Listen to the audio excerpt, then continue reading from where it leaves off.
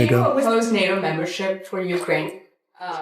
I don't think it's practical to have it, personally. I know that our new Secretary of Defense, who's excellent, Pete, made a statement today saying that he thinks it's unlikely or impractical. I think probably that's true. I think long before President Putin, they said there's no way they'd allow that. This has been going on for many, many years. They've been saying that for a long time, that Ukraine cannot go into NATO. And I'm okay with that. I just want the war, whether they are or they're not. But it certainly would seem to be that most people have said that that is something that's not. Donald Trump has now openly acknowledged that Ukraine's accession to NATO is improbable and unrealistic, and he has come to terms with it. Yet, pushing the narrative further, Keir Starmer declared that Ukraine is moving irreversibly toward NATO membership. Essentially, Starmer signaled his rejection of Trump's viewpoint on the issue, and that's where matters begin to deteriorate. The problem is that Starmer has already done plenty to foster tension with Trump. He and his colleagues described him in the harshest terms, labeling him a racist, bitter man, misogynist, neo-Nazi-leaning sociopath, and a menace to global stability. Even if Trump could overlook this history, he cannot simply disregard Starmer's open defiance now. This situation is alarming leaders across Britain, who fear the escalating animosity between Starmer and Trump could weaken the long-standing US-UK partnership. But what else is Starmer attempting, and what exactly does he intend to pursue, that is drawing Trump's ire and threatening his own political standing? In this video, let's uncover the complete picture. Donald Trump is not famed for mercy but for grudges, retribution, and firm dominance over international partnerships. At present, Keir Starmer is engaging in a perilous gamble, one that could trigger the sharpest diplomatic rift between Washington and London in decades. When Trump initially reclaimed power, he was surprisingly willing to disregard Starmer's earlier remarks. He could have chosen resentment. After all, Starmer and the Labour Party had mocked him publicly, condemned his agenda, and sided with his opponents. Still, Trump, long seen as a negotiator, opted to offer a gesture of reconciliation. He welcomed Starmer to his residence for talks, maintaining an appearance of cordiality while concealing his genuine feelings about the British leader. Meeting Keir Starmer, the UK Premier. Yes, he's coming tonight. What do you think of him? Some of his colleagues in government are quite critical of you. Well, I'm going to see him in about an hour, so I have to be nice, right? But I actually think he's very nice. I think he ran a great race. He did very well. It's very early, but he's popular, and I'll be seeing him, and I'll send you. Yet Starmer, instead of using this chance to reinforce UK-US relations, decided to provoke Trump where it matters most: Ukraine and NATO strategy. And now, Trump is seething. For generations, Britain has cautiously upheld its standing as Washington's closest partner, adapting through different governments and global shifts. But Keir Starmer is now treading a perilous line, one that risks shattering the long-cherished bond between London and Washington. At the center of this rising tension lies Starmer's choice to defy Trump's stance on Ukraine. While Trump prepares for discussions with Moscow, possibly yielding on Ukraine's NATO entry, Starmer has intensified his position, asserting that Ukraine is firmly moving toward alliance membership. This isn't merely a dispute, it's a direct confrontation with Trump's foreign policy vision, and it's something he will not overlook.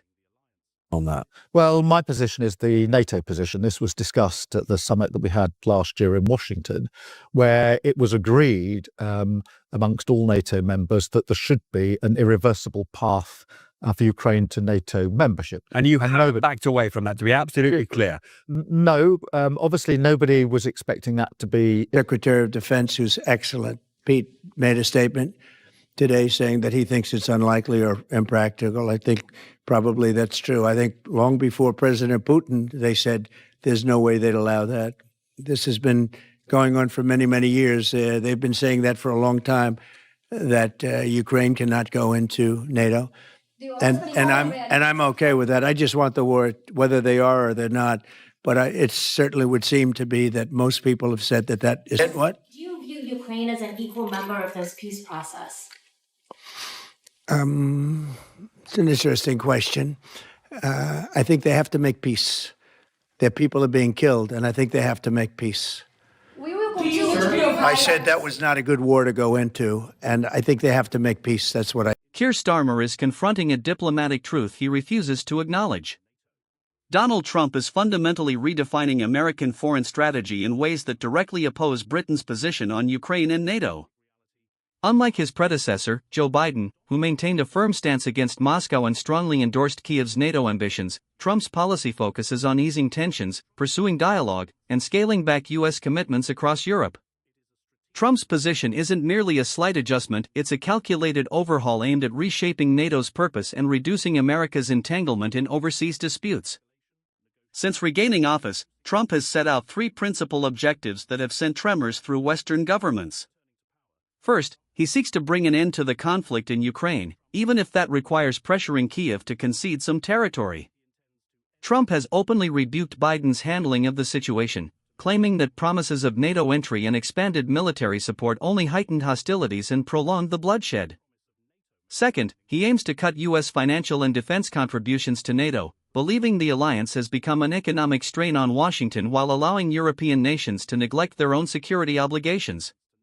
The fact that, we've given them, in my opinion, $350 billion. That's what the real number is. You don't hear that number. And Europe has given, in my opinion, $100 billion. And they've done it in the form of a loan. And I have a Secretary of Treasury right now who's actually quite brave. He's over in Ukraine on a train. And there's a lot of things happening around that train that aren't so good. And he's going there to get a document done where we're going to be assured that we're going to, in some form, get this money back, because we're putting up far more money than Europe, and Europe is in far more danger than we are. We have an ocean in between. Europe has nothing in between. They have in between, they have Ukraine in between. So wait a minute. So, as you know, Europe is putting up money, and they're getting it in the form of a loan. And the United States under Biden didn't do loans. They just handed money every time somebody walked in from Ukraine. They just handed them money foolishly. This should have never happened. It should have never started. And once it did, other things should have happened. Other things should have taken place. And now, Trump intends to transfer the responsibility for Europe's defense onto European states, making it unmistakably clear that the United States will no longer serve as the continent's automatic military guardian. Despite this evident transformation in American policy, Starmer continues to confront Trump instead of adjusting to the evolving global order. His unwavering promotion of Ukraine's accession and his demand for an enhanced European presence within NATO stand as direct rebukes to Trump's strategy. This isn't just a dispute about Ukraine's destiny, it's a contest for control over NATO itself, over who defines the alliance's objectives, and who shapes the broader Western course.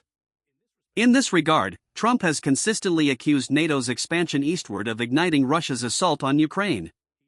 He maintains that the Biden administration and European governments committed a severe misjudgment by publicly entertaining Ukraine's potential NATO membership, a move he argues provoked Moscow into initiating the 2022 invasion.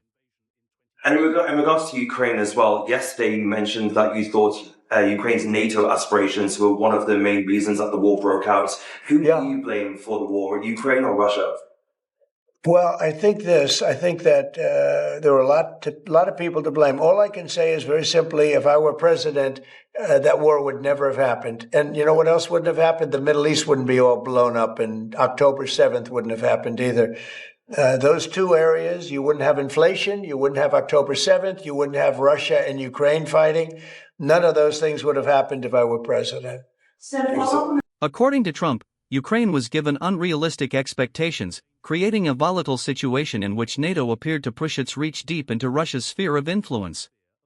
Trump contends that the United States should avoid making security promises that needlessly intensify conflicts, particularly when those promises do not advance direct American interests. Starmer, however, has taken the contrary position. He has reaffirmed Britain's backing for Ukraine's irreversible move toward NATO membership, firmly rejecting the idea that expanding the alliance was a strategic error. In doing so, he not only challenges Trump's viewpoint but also strengthens Ukraine's conviction that full NATO integration is inevitable. This resistance to Trump's stance immediately sets up a clash between London and Washington. If Trump remains resolute in blocking Ukraine's entry into NATO as part of a larger peace settlement, Starmer's persistence in advancing expansion will be viewed as a deliberate act of defiance. Before we move on, tell us, are you enjoying this video? If you are, please like, share, and subscribe for more in-depth coverage of the dramatic shifts reshaping British politics. Let's continue. Trump has been explicit about his intention to broker an end to the Ukraine war, even if that requires pressuring Kyiv to accept territorial compromises. His focus lies not on preserving Ukraine's sovereignty but on reaching an agreement that concludes the conflict swiftly, enabling the United States to redirect its efforts from Europe toward domestic priorities such as economic revival and border control. Trump sees little lasting advantage in extending the war, especially when ongoing military assistance to Ukraine drains American finances and heightens the danger of direct confrontation with Moscow. I think Zelensky is maybe the greatest salesman of any politician that's ever lived. Every time he comes to our country, he walks away with $60 billion. And I like him. You know, on the impeachment hoax #1, he was very good. He said, no, the president didn't threaten me at all. He could have been a grandstander and said, I was threatened, right, Matt? He could have said, I was threatened. So I like him. But he's the greatest. So, while Trump may personally tolerate him, Starmer has positioned himself as an obstacle to Trump's peace objectives. The United Kingdom has declared that no discussions about Ukraine can occur without Ukraine's direct participation, effectively dismissing any settlement that fails to align completely with Zelensky's conditions.